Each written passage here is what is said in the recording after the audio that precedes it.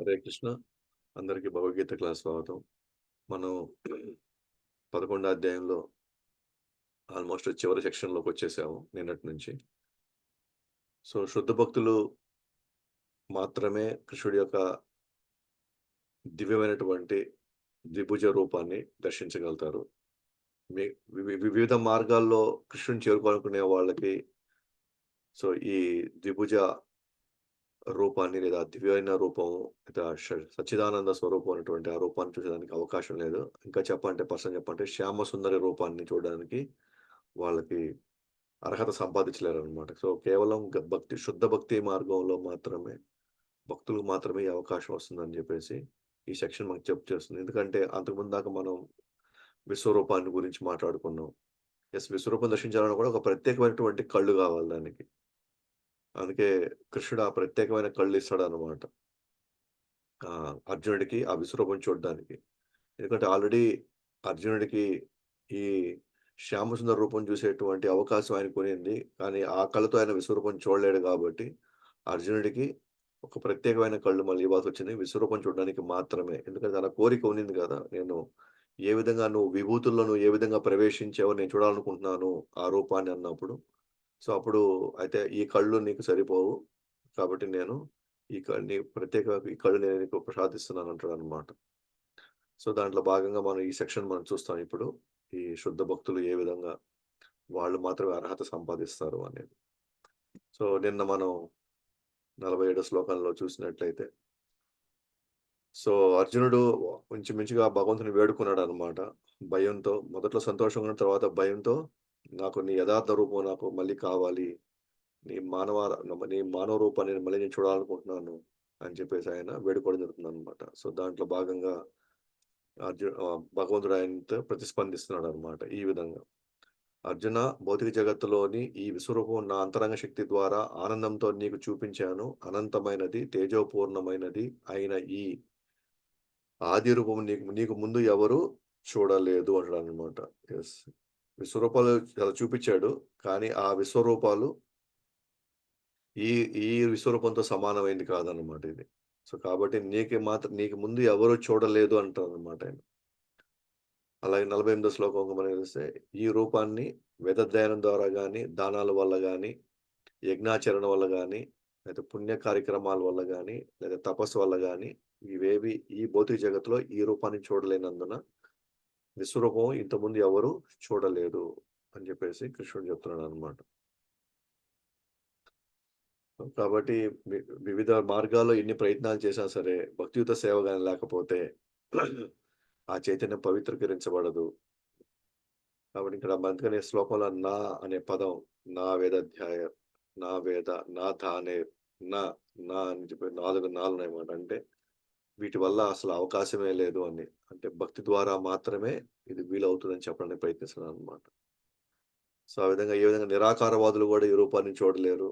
భగవద్గీత ప్రాథమికంగా భగవంతుని వర్ణిస్తుంది గానీ, కానీ విశ్లేషించడంలో మాత్రం, విషయాల్ని పరిశీలించడంలో మాత్రం నిజంగా ఇది చాలా పూర్ణమైందనమాట భగవద్గీత. కాబట్టి భగవద్గీత చాలా చాలా ముఖ్యమైన గ్రంథం అని చెప్తాననమాట.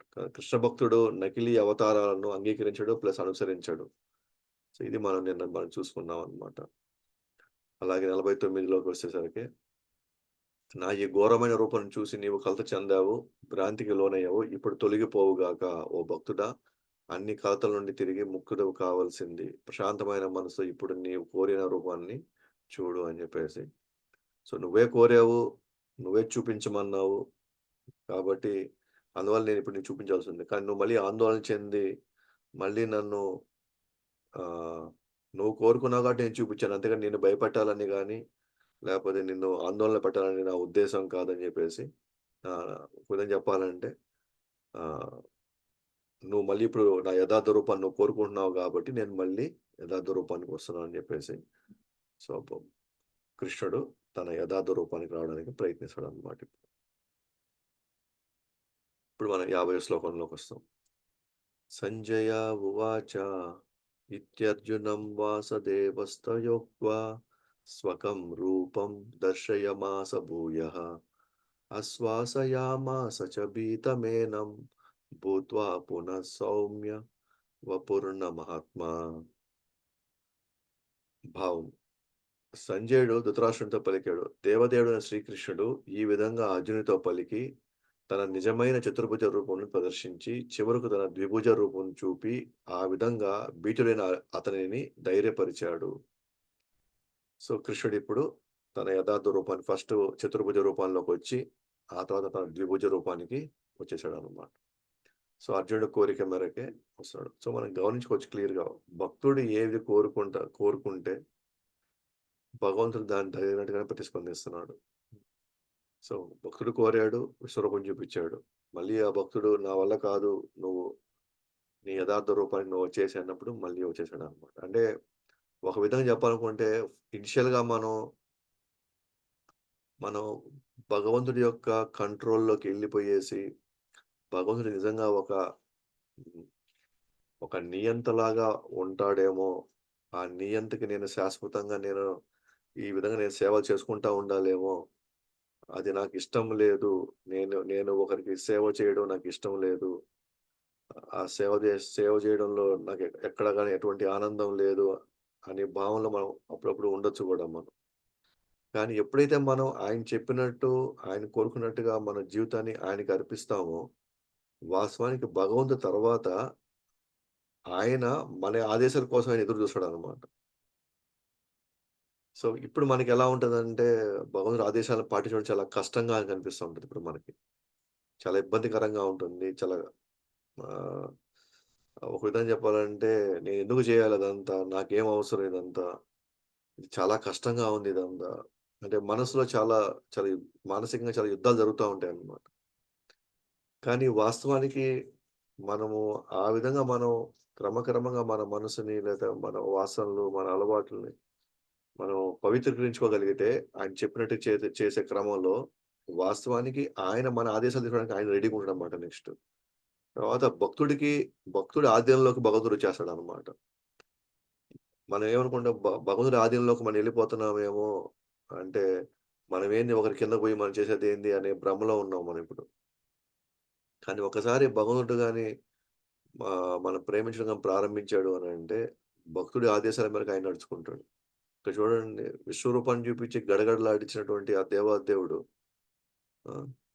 వెంటనే మళ్ళీ అర్జునుడు ఎప్పుడైతే లేదు నేను అది నా వల్ల కాదు నేను చూడండి వెంటనే ఆయన ఆదేశాలకు మళ్ళీ వచ్చేసాడు వెంటనే. వాస్తవానికి తన కళ్ళ ముందర విశ్వరూపంతో సమస్త దేవతల్ని, సమస్త సృష్టిని కంప్లీట్‌గా ఆయన కంట్రోల్‌లో ఉన్నటువంటి ఆ అనంతమైన రూపంలో అర్జునుడు ఏ పాటోడసలు? ఆ! అసలు, అసలు అర్జునుడు అసలు ఎక్కడికి పనికొస్తాడసలు మామూలుగా అయితే. కానీ ఆహ్, ఆహ్, కానీ వాళ్ళ మధ్య ఉన్న సంబంధం వల్ల అర్జునుడు ఏది పలికితే భగవంతుడు దానికి అట్లా స్పందిస్తున్నాడు. రేపు మనం గూడా ఆ స్థాయిలో మనం భగవంతుడికి మనం తోడ్పడితే, మనం భగవంతుడు చెప్పిన ఆదేశాలను గాని మనం శిరసా వహించి మనం ముందుకెళ్తా ఉంటే, భగవంతుడు భక్తుల ఆధీనంలోకొచ్చేస్తాడు. మన ఆధీనంలోకొచ్చేసాడనమాట. మనం నిజంగా మన బాస్ కావాలని మన కల ఏదైతే ఉందో, ఎప్పటికి నేను బాస్‌గా ఉండాలి అనే కల ఏదైతే ఉందో, అది నిజంగా నెరవేరాలంటే మాత్రం మనం భగవంతుడు చెప్పిన ఆదేశాలు గాని మనం పాటించగలిగితే ఆటోమేటిక్‌గా మనం భగవంతుడికే బాస్ అవుతామనమాట. భగవంతుడు చెప్పినట్లుగా వెళ్తే. ఆఫ్‌కోర్స్ భక్తుడసలు ఆ భావంలో ఉండడు. భక్తుడు ఏది కోరుకున్నా సరే అది రాబోయే తరాలకి, రాబోయే ప్రజల కోసం భక్తుడు కోరుకుంటాడే తప్ప, ఆయన తన ఆధీనంలోకి భగవంతుడొచ్చాడు కాబట్టి ఎట్లా పడితే అట్లా మనం వాడుకుందాం, ఎట్లా పడితే అట్లా మనం ఉందామంటే అసలు ఆ అహంకారం లేదా ఆ గర్వం ఉందనుకోండి అసలు భగవంతుడు లొంగను గూడా లొంగడు. సో, భగవంతుడు లొంగేది కేవలం ఓకే. వినమ్రతకి, మన శరణాగతికి లొంగుతాడు గానీ, మిగతా వాటికి ఆయన లొంగడనమాట. సో, కాబట్టి అర్జునుడు ఆదేశించిన వెంటనే, మళ్ళీ వెంటనే ఆయన మన యథార్థ రూపానికొచ్చేసాడనమాట. సో, భాష్యంలో గాని మనం వెళ్తే గనక, సో, అనేక రూపాల్లో ఈ భయంకర రూపాన్ని చూపిన ఎలాగైతే భగవంతుడు ఇప్పుడు ఆయన చతుర్భుజ సుందర రూపంలో శంకు, చక్ర, గదా, పద్మ ధరించి మాధుర్యంతో కూడిన ఐశ్వర్య రూపాన్ని తిరిగి చూపించసాగాడు. సో, ఎలాగైతే ఇంతకుముందు అనేక రూపాలు కలిగినటువంటి రూపాల్లో ఒక రూపం ఇది. ఇది విశ్వరూపం. ఆయనకి చాలా రూపాలున్నాయి. నిన్న మనం చెప్పుకున్నాం. వైడూర్యం అనే రాయి ఉంది. వైడూర్యం అనే రాయిలో నుంచి అనేక రూపాలు కలిగినటువంటి ఆ రాయి అనేక రాయిలు సృష్టించగలుగుతుందనమాట. ఆ వైడూర్యం అనే రాయి. ఏ రూపమైనా సరే, ఏ డిజైన్ అయినా సరే, ఏ కలర్‌లో అయినా సరే, ఆ వైడూర్యం రాయిలోంచి అనేక రాళ్ళు అది సృష్టించగలుగుతుందనమాట. అలాగే కృష్ణుడి యొక్క ఈ శ్యామసుందరి రూపం అది శాశ్వత రూపం అయినప్పటికి కూడా, ఆ రూపం నుంచి భగవంతుడు అనేక రూపాల్లో ఆయన సృష్టించగలుగుతాడు. దాంట్లో ఒకానొక రూపం వచ్చి విశ్వరూపం అన్నమాట. ఇది ఎలాగైతే ఆయన భయంకరమైన ఈ రూపాన్ని ఆయన చూపిచ్చాడో, అలాగే ఆయనే ఇప్పుడు మళ్ళీ తన చతుర్భుజ రూపాన్ని చూపిస్తున్నాడన్నమాట. శంకు చక్ర గదా పద్మాలు చెప్పి. సో, ఒక విధంగా చెప్పాలంటే ఈ రూపం ఎట్లాంటిదంటే, రూపం యాక్చువల్‌గా ఐశ్వర్య రూపమే. కానీ భక్తుడు కోరుకున్నాడు గదా! ప్రేమతో కోరుకున్నాడు కాబట్టి, అందుకే దీనిలో మాధుర్యంతో కూడినటువంటి ఐశ్వర్య రూపం. అంటే ఇది శుద్ధ మాధుర్య రూపం కాదు. మాధుర్య రూపం అంటే కంప్లీట్‌గా శ్యామ్ సుందర్ రూపం అది. కానీ ఇక్కడ మాధుర్యంతో కూడినటువంటి ఐశ్వర్య రూపం ఇది. సో, తర్వాత అతి సుందరమైన తన మధురమైన ద్విభుజ రూపంలో దర్శనమిచ్చి అర్జునుడిని భయాన్ని దూరం చేస్తాడు. సో, వెంటనే చతుర్భుజం నుంచి తన ద్విభుజ రూపానికి వచ్చేసాడనమాట. కాబట్టి 538 బ్రహ్మ సంహిత ఐదో అధ్యాయం 35 శ్లోకంలో ప్రేమాంజన చురిత భక్తి విలోచనేన. సో, భగవంతుడు అంటాడు, కేవలం ఎవరి కళ్ళైతే ప్రేమతో నిండి ఉంటాయో, ఎవరి కళ్ళైతే ప్రేమతో నిండి ఉంటాయో, ఆ కళ్ళు మాత్రమే ఈ సుందర రూపాన్ని చూడగలుగుతారు. వాళ్ళకి మాత్రమే ఇది అర్హత ఉంటుంది అని చెప్పేసి ఆ శ్లోకం యొక్క భావం అన్నమాట. సో, ఆ విధంగా అర్జునుడి కోరిక మేరకు ఆయన చతుర్భుజ రూపం నుంచి ద్విభుజ రూపానికి వచ్చాడన్నమాట. ఇప్పుడు ఆ ద్విభుజ రూపం గురించి చెప్తానన్నమాట ఇప్పుడు కృష్ణుడు.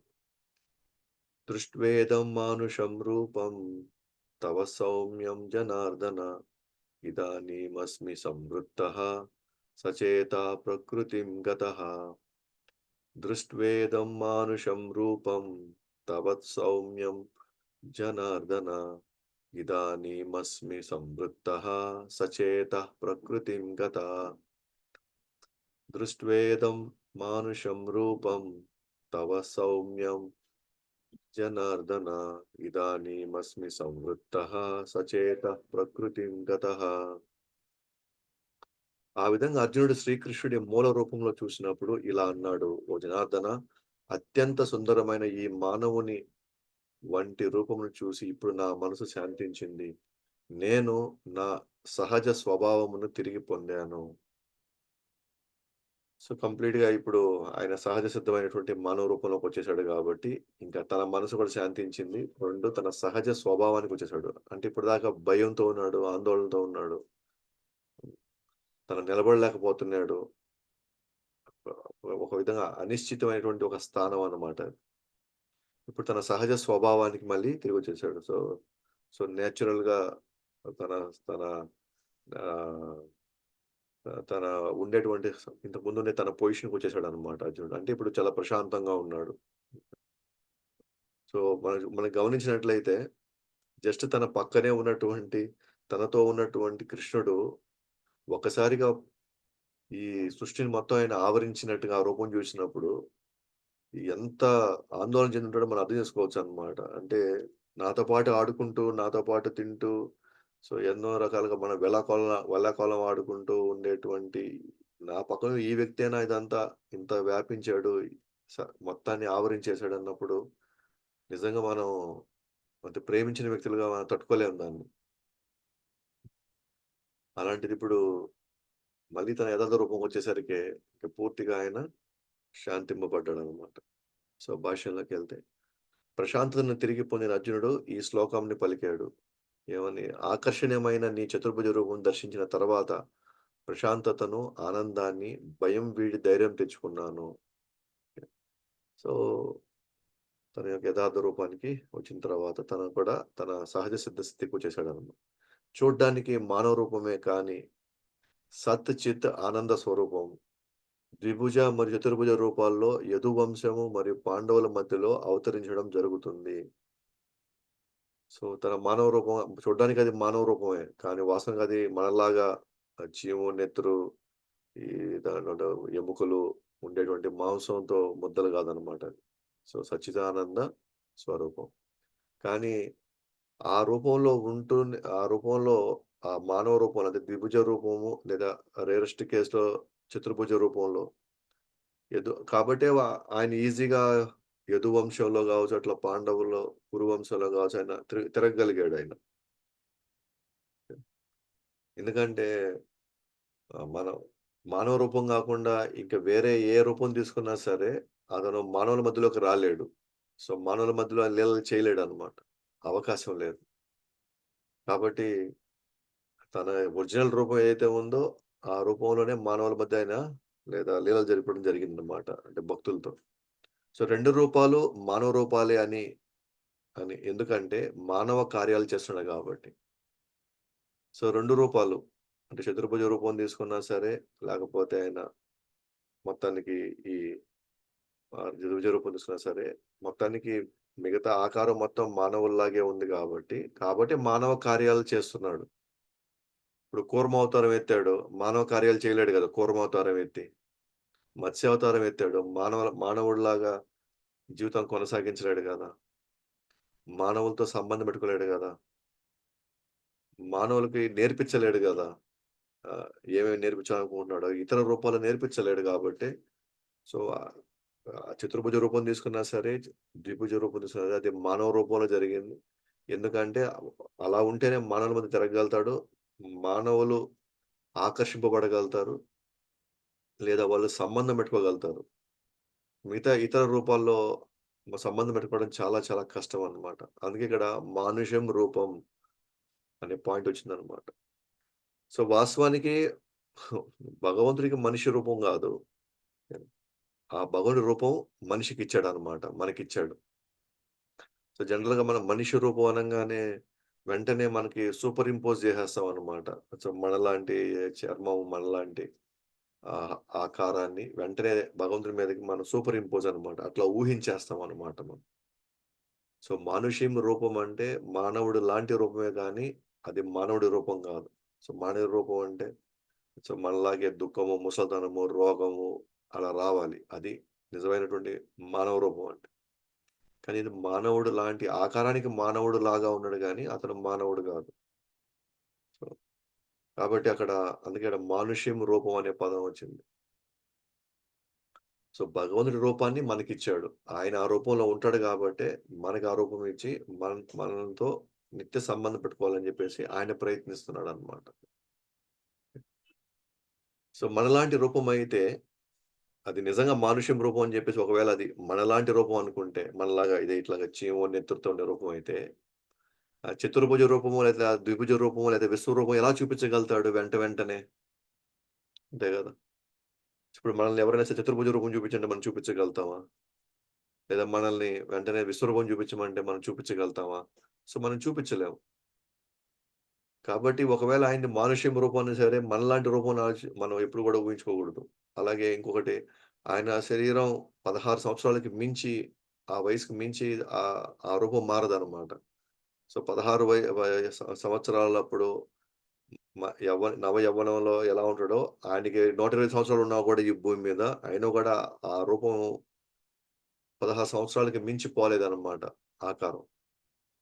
అంటే 120 సంవత్సరాలొచ్చినప్పుడు ఆయనకేం ముసలితనం రాలేదు. ఆ 16 సంవత్సరాలు ఉన్నప్పుడు ఏ మానవ ఏ రూపం ఉంటుందో అదే రూపం చివరిదాకా ఉండిందనమాట ఇక్కడ. కాబట్టి నిజంగా ఆయన్ని మనిషి రూపంగానే అయితే మనలాంటి మనిషి రూపంగానే అయుంటే ఈ పాటికి ఈ చతుర్భుజ రూపాలు, విశ్వరూపాలు చూపించడానికి అవకాశం లేదు. ఎందుకంటే మనం చూపించలేం గాబట్టి. కాబట్టి ఎవరైనా సరే కృష్ణుడిని సాధారణ లేదా నిరాకారం నుండి వచ్చిన రూపమని భావిస్తే ఒకవేళ ఎవరైనా సరే నిరాకారం నుంచి భగవంతుడొచ్చాడు. భగవంతుడి రూపము నిరాకారం ఇప్పుడు ఆకారం తీసుకొనింది అని అన్నా, లేదా ఇది సాధారణమైనటువంటి రూపమే, మనలాంటి రూపమే అని అన్నా గూడా, వాళ్ళు ఖచ్చితంగా పక్కదారి పడుతున్నట్టే అన్నమాట. అంటే లక్ష్యానికి ఆహ్, ఆధ్యాత్మిక జీవితం అంతిమ లక్ష్యానికి వాళ్ళు పక్కదారి పడుతున్నట్టే వాళ్ళు. సో, పక్కదారి పడుతున్నారంటే పదం ఎందుకు వాడుతున్నాము అనంటే, ఎందుకంటే కృష్ణుడు చెప్తున్నాడు క్లియర్‌గా మనకి 15 అధ్యాయం 15 శ్లోకంలో ఏమని చెప్తున్నాడు? సర్వస్య చాహం హృది సన్నివిష్టో మత్త స్మృతిర్ జ్ఞానం అపోహనం చ వేదైస సర్వైరహమేవ వేద్యో వేదాంతకృత్ వేద విదేవ చాహం. వేదాల్ని రాసింది నేనే. వేదాల ద్వారా అంతిమంగా తెలుసుకోవాల్సింది నన్నే అంటున్నాడు. సో, అల్టిమేటు అంటే ఏ ఆధ్యాత్మిక వ్యక్తికైనా సరే, సాధకుడికైనా సరే అంతిమ లక్ష్యం కృష్ణుడై ఉండాలి. కృష్ణుడి యొక్క శ్యామసుందర రూపం అయ్యి ఉండాలి. శాశ్వతమైనటువంటి సచ్చిదానంద శ్యామసుందర రూపం అయి ఉండాలి. అది కాదు అని ఎవరైనా గాని భావిస్తే గనక ఖచ్చితంగా వాళ్ళు ఆ లక్ష్యాన్ని చేరుకోలేరు. అంటే దేవాది దేవుడితో ప్రేమపూర్వకమైనటువంటి సంబంధంలోకి వాళ్ళు రాలేరు. అంటే వాళ్ళంటే అర్థం ఏంటి? వాళ్ళు దారి తప్పిపోతున్నట్టే వాళ్ళు. ఇంకోటి. ఖచ్చితంగా వాళ్ళు దారి తప్పిపోతున్నట్టే. అంటే వాళ్ళు యాక్చువల్‌గా అంతిమమైనటువంటి లక్ష్యానికి వాళ్ళు చేరుకోలేకపోతున్నారు. కొంతమంది బ్రహ్మం దాకా ఎళ్తున్నారు. కొంతమంది పరమాత్మ దాకా ఎళ్తున్నారు.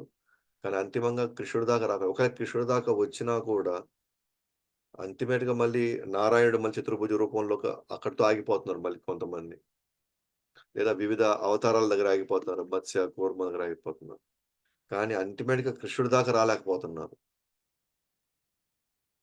కాబట్టి ఆహ్, ఎవరైనా సరే నిరాకారం అనుకోని, లేకపోతే సాధారణం అనుకోని, లేకపోతే ఇంకేమైనా అనుకున్నా గూడా వాళ్ళు కృష్ణుడిని చేరుకోవడం అసాధ్యం అన్నమాట. అందుకే మనకి ఏడో అధ్యాయం మూడో శ్లోకంలో గాని, ఏడో అధ్యాయం 19 శ్లోకంలో గాని, మనుష్యానాం సహస్రేషు యశ్చిత్ గతిస్తే అనేక వేల మందిలో ఎవరో ఒకడు మాత్రమే ఆత్మ సాక్షాత్కారం కోసం వెళితే, దాంట్లో వెళ్ళే చాలా మందిలో ఎవడో ఒక్కడు మాత్రమే నన్ను యథార్థంగా తెలుసుకుంటాడని గాని, బహునామ జన్మనామంతే జ్ఞానవాన్ మాం ప్రపద్యతే. అనేక జన్మలెత్తిన తర్వాత జ్ఞానం పొందినవాడు మాత్రమే నన్ను సర్వకాలానికి కారణం అనుకుంటాడు. అంతిమంగా నన్ను చేరుకుంటాడు. కానీ అటువంటి వాళ్ళు చాలా దుర్లభం.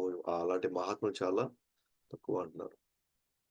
ఇంకా కృష్ణుడు క్లియర్‌గా మళ్ళీ ఏడో అధ్యాయం ఏడో శ్లోకంలో మత్తః పరతరం నా అన్యత్. నాకు మించి ఇంకెవరు లేరంటున్నాడింక. క్లియర్ చేసేస్తున్నాడు. అలాగే ఏడో అధ్యాయంలో సేమ్ మళ్ళీ 24 శ్లోకంలో ఎవరైతే తొలుత నేను నిరాకారుడినని, తర్వాత నేను ఆకారంకొచ్చానని ఎవరైతే భావిస్తారో వాళ్ళు నిజంగా మూర్ఖులని చెప్తూ, వాళ్ళకి నా నిజమైన పరంభావం వాళ్ళకి ఎప్పటికి వాళ్ళకి తెలియదు. వాళ్ళకి అర్థం గాదు. హ్మ్. కాబట్టి వాళ్ళనుకుంటారు నాకు తొలుత రూపం లేదని, తర్వాత నేను రూపంలోకి వచ్చానని వాళ్ళలా భావిస్తారనమాట. మనకి ఏడో అధ్యాయంలో చాలా క్లియర్‌గా వీటన్నిటికి కృష్ణుడు తనదైన శైలిలో తాను సమాధానం చెప్పుకుంటూ వస్తున్నాడనమాట. కాబట్టి భగవంతుడి యొక్క మానుష్యం రూపం అంటే అది మనలాంటి రూపం కాదు. మనలాంటి రూపం గాని అయ్యుంటే ఖచ్చితంగా అది విశ్వరూపమో లేకపోతే చతుర్భుజ రూపం ఇన్ని రూపాలు చూపడానికి అవకాశం లేదు. ఒకవేళ చూపించే పనైతే మనం కూడా చూపించుండాలి. కాబట్టి అది మనలాంటి రూపం కాదని మనం క్లియర్‌గా మనం ఇక్కడ అర్థం చేసుకోవచ్చనమాట. 52 శ్లోకం అంటుంది. శ్రీ భగవానువాచ సుదర్దర్శమిదం రూపం దృష్టవానపి యన్మమ దేవా అప్యస్య రూపస్య నిత్యం దర్శనకాంక్షిణః. శ్రీభగవానువాచ సుదర్శమిదం రూపం దృష్టవానపి యన్మమ దేవా అప్యస్య రూపస్య నిత్యం దర్శనకాంక్షిణః.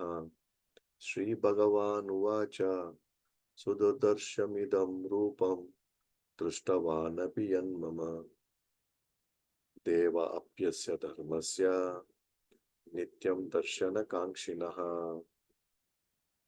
ఈ రూపాన్ని చూడడం కోసం ఏది ఈ ద్విభుజ రూపం, ఈ దివ్య స్వరూపాన్ని లేదా దివ్య సుందరమైనటువంటి శ్యామసుందర రూపాన్ని చూడడానికి ఇది చాలా దుర్లభమైనది. ఇది అంత సామాన్యంగా ఎవరికీ ఈ రూపంలో దర్శనమిచ్చేది కాదు. ఈవెన్ దేవతలు సైతం దేవ అప్యస్య రూపస్య దేవతలు సైతం ఈ రూపం చూడడం కోసం వాళ్ళు నిత్యం వాంఛిస్తూ ఉంటారు. నిత్యం ఒక ఆకాంక్ష. వాళ్ళ ఆకాంక్ష ఎప్పుడు గూడా ఆ రూపాన్ని ఎప్పుడు దర్శించుకోవాలా అని జెప్పేసి వాళ్ళు ఎదురు చూస్తూ ఉంటారని జెప్పేసి అంటే ఎంత రేరో శ్యామసుందర రూపాన్ని దర్శించడం అనేది స్వయంగా ఇక్కడ భగవంతుడు చెప్తున్నాడనమాట. అలాంటిది అర్జునుడు అట్లా చిటికేయంగానే అట్లా ఆర్డర్ ఇయ్యంగానే చూపించేస్తున్నాడనమాట అర్జునుడికి. నాకు ఈ రూపం కావాలంటే వెంటనే ఆ రూపానికొచ్చి ఆయన ఆందోళనని, ఆయన భయాన్ని తగ్గిస్తాడనమాట భగవంతుడు. సో, భావంలోకెళ్తే శ్రీ భగవానుడు పలికాడు, "అర్జునా! ఇప్పుడు నీవు చూస్తున్న నా ఈ రూపము చూడ్డానికి దుర్లభమైనది. ఎంతో ప్రియమైనట్టి ఈ రూపమును చూసే అవకాశము దేవతలు కూడా నిత్యము కోరుకుంటారు." సో, దేవతలు సైతం నిత్యం కోరుకుంటుంటారనమాట. ఆ రూపాన్ని ఎప్పుడు చూడాలి? ఎన్నో వాళ్ళు గూడా ఎన్నో తపస్సులు చేస్తారనమాట. కానీ వాళ్ళకి గూడా దొరకదనమాట. కాబట్టి కృష్ణుడి యొక్క శ్యామసుందర రూపాన్ని చూసే అవకాశం అంత ఈజీ గాదు. సాధారణంగా మనం చూసి ఇప్పుడు మన నిరాకారవాదులు గాని, లేకపోతే మిగిలిన వాళ్ళు ఏమనుకుంటారంటే, భగవంతుడి యొక్క రూపాన్నే ఖండిస్తున్నారు వాళ్ళు. భగవంతుడి యొక్క రూపం లేదు, ఉండకూడదనుకుంటున్నారు వాళ్ళు. ఆ రూపం గాని ఉంటే భగవంతుడి యొక్క స్థానాన్ని, ఆ రూపం ఉండడం వల్ల భగవంతుడి యొక్క శక్తులని వాళ్ళు తక్కువ అంచనా ఏస్తున్నారు. భగవంతుడికి రూపం లేకపోతేనే ఆయన అనంత శక్తి వాళ్ళలాగా వాళ్ళు అనుకుంటున్నారు. రూపం లేకపోవడం అనేది వాళ్ళెందుకో అది హయ్యర్ స్టేజ్ అనుకుంటున్నారు. రూపం ఉన్నటువంటి ఆహ్, స్థితిని మాత్రం చాలా తక్కువ స్థాయి అనుకుంటున్నారు. కానీ మనకి భగవద్గీత చూస్తే ఇక్కడ చాలా భిన్నంగా ఉంది భగవద్గీత మనకి. కృష్ణుడు క్లియర్‌గా చెప్తున్నాడు ఇక్కడ. అసలు ఈ రూపం చూడడం అనేది ఎవడి వల్ల కాదు. దేవతలకు కూడా ఈ ఈ రూపం నేను ఎప్పుడు వాళ్ళకి ఎంత సులభంగా నేను దర్శనం ఇవ్వను అంటున్నాడు. ఈ రూపం చూసేదానికి అవకాశం లేదంటున్నారు. అందుకే మనం గాని భాగవతంలో గాని చూస్తే ముఖ్యంగా 10వ స్కందంలో చివర్లో కృష్ణుడి లీలల్లో మహావిష్ణువు సైతము కృష్ణుడి రూపాన్ని చూడడానికి ఆయన ఎంతో తహతహలాడుతారనమాట. అవతారాలు సైతం చూడడానికి తహతహలాడుతున్నారనమాట ఈ రూపాన్ని చూడడానికి. కాబట్టి ఆ రూపాన్ని చూడడం అంత సులభమైంది కాదు. దేవతలు నిత్యం వాళ్ళు భగవంతుని స్మరిస్తున్నప్పటికి కూడా వాళ్ళకి అవకాశం లేదనమాట. అందుకే రేరిటీ చాలా రేర్ అన్నమాట. శ్యామ్ సుందర రూప దర్శనం కలగడం అనేది. అందుకే ఈవెన్ బ్రహ్మ గూడా ఆహ్, ఆయన బ్రహ్మ విమోహన లీలలో ఈ పిల్లోడు దేవాదేవుడేంటి?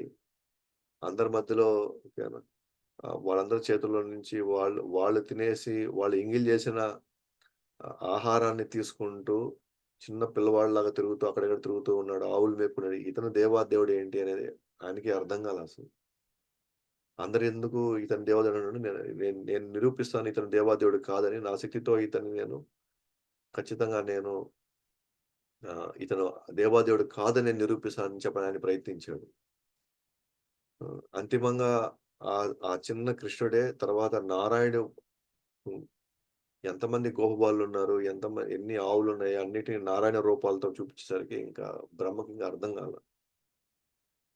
అంటే ఒక కృష్ణుడిలో నుంచి వేల మంది నారాయణులు కూడా రాగలుగుతారన్నమాట.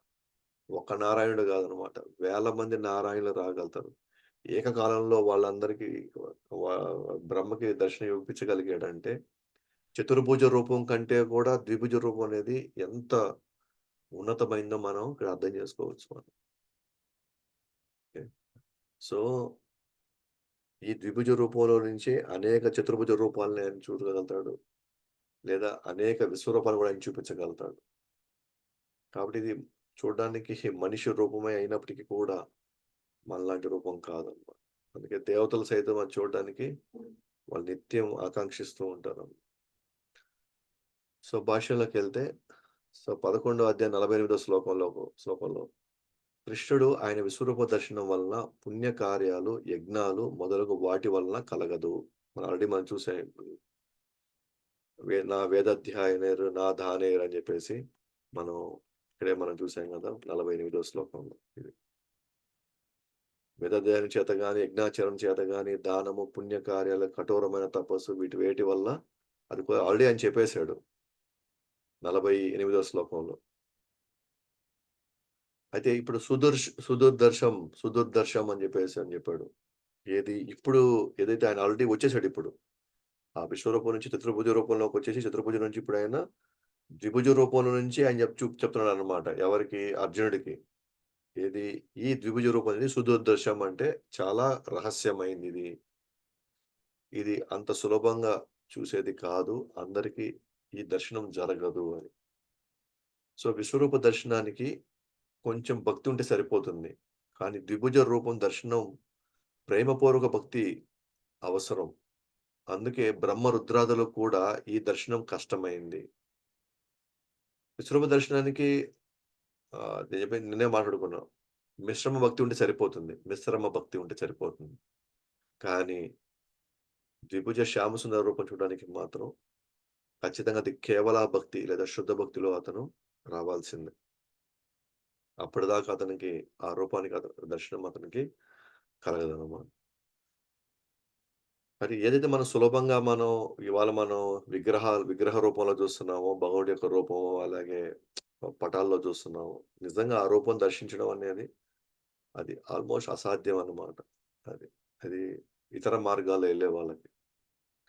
అంటే 9:11లో కృష్ణుడు అన్నాడు, "అవజానంతి మాం మూఢా మూఢులు నా పరంభావంను అర్థం చేసుకోలేరు." అంటే నా పరంభావము శ్యామసుందర రూపం అనే పాయింట్ వాళ్ళకి తెలియట్లేదు వాళ్ళకి.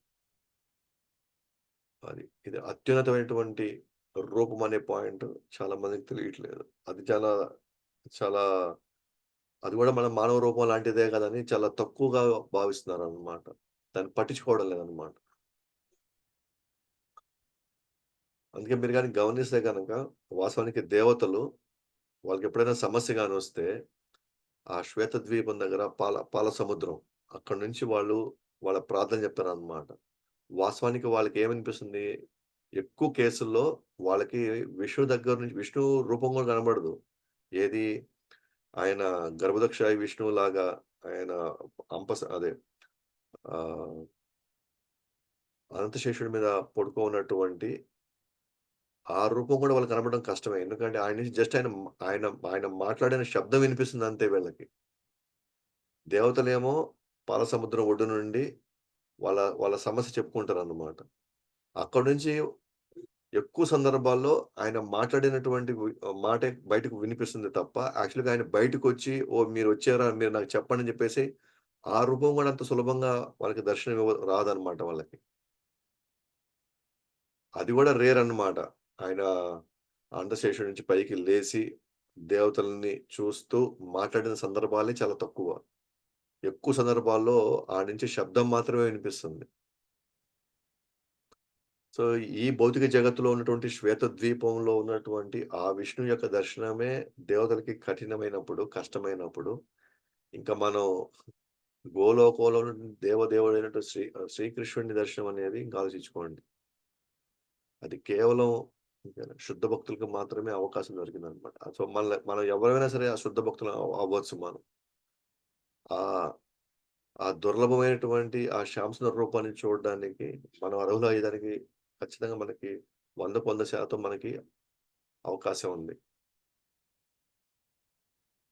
అందుకే బ్రహ్మ సంహితలో ఆయన రూపాన్ని ప్రత్యేకంగా ఏమన్నారు? ఆయనది సచ్చిదానంద విగ్రహము ఆయనది.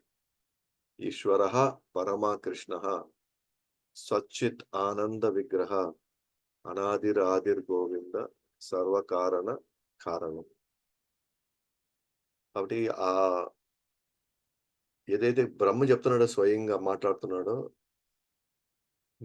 మనం దాన్ని సంపూర్ణంగా అర్థం చేసుకోవడానికి మనకి ఆహ్, అంత లోతైనటువంటి మన దగ్గర జ్ఞానం లేదు లేదా మనకంత అనుగ్రహం లేదు గానీ, కానీ బ్రహ్మ ఏదైతే మాట్లాడుతున్నాడో అది పూర్తి అవగాహనతో, పూర్తి జ్ఞానంతో మాట్లాడుతున్నాడనమాట. ఎందుకంటే ఈ విగ్రహం, ఈ రూపం ఏదైతే ఉందో అది సామాన్యంగా దొరికేది కాదు. ఈయనే ఈశ్వరః పరమా కృష్ణః. కదా! ఎంతోమంది ఈశ్వరులున్నారు. కానీ ఎంతమంది ఈశ్వరులున్నా సరే వాళ్ళందరికీ పరమేశ్వరుడు ఈ సచ్చిదానంద రూపాన్ని కలిగినటువంటి ఈ ఆదిర్ ఎప్పటినుంచో ఉన్నాడు. మొదటి నుంచే ఉన్నాడు. సర్వకారణ కారణాలకి అన్ని కారణాలకి ఈయనే కారణం. ఇంకెవరు లేరు. అంతిమంగా ఎక్కడికొచ్చి ముగుస్తదంతా అంటే కృష్ణుడి దగ్గరకొచ్చి ముగుస్తుందంతా గూడా. కాబట్టి శాస్త్రీయంగా గాని, మానసిక కల్పనలో గాని కృష్ణుడిని ఎప్పటికి మనం అర్థం చేసుకోకపోగా మన లెక్క గూడా తప్పిపోతుంది. So, సైంటిఫికల్‌గా approach అవుదామా? లేకపోతే స్పెక్యులేషన్‌తో మానసికంగా మనం ఊహించుకుందామా? లేకపోతే ఇంకా వేరే దాన ధర్మాలు, లేకపోతే వ్రతాలు, తపస్సులు, వేదాధ్యాయాలు వీటి వల్ల గూడా ఎప్పటికి గూడా ఈ రూపానికి చేరుకోవడం అనేది చాలా కష్టం అన్నమాట. కాబట్టి ఎప్పటికి వీటి వేటి వల్ల మనం ఎప్పటికి కూడా భగవంతుని అర్థం చేసుకోవడం అనేది అసాధ్యం అన్నమాట. అలా ఒకవేళ ఎవరైనా గాని ప్రయత్నిస్తే మాత్రం వాళ్ళ లెక్క ఖచ్చితంగా తప్పుతుందన్నమాట వాళ్ళు. అంటే ఆ లక్ష్యాన్ని వాళ్ళకెప్పుడు చేరుకోలేరు. వాళ్ళు ఎక్కడికో చేరుకొని వాళ్ళు చాలా అసంతృప్తికి లోనయ్యేదానికి అవకాశం ఉందన్నమాట. కాబట్టి మనం అందుకే ఇది ఎవరి దగ్గర వినాలి? ఎలా మనం తెలుసుకోగలుగుతాము? ఎవరి అనుగ్రహంతో మనం ఈ స్థితి వరకు మనం ఎళ్ళగలము అంటే, అది గురు పరంపర నుండి వచ్చిన దివ్య శబ్దం ద్వారా మాత్రమే మనం అర్థం చేసుకోగలము.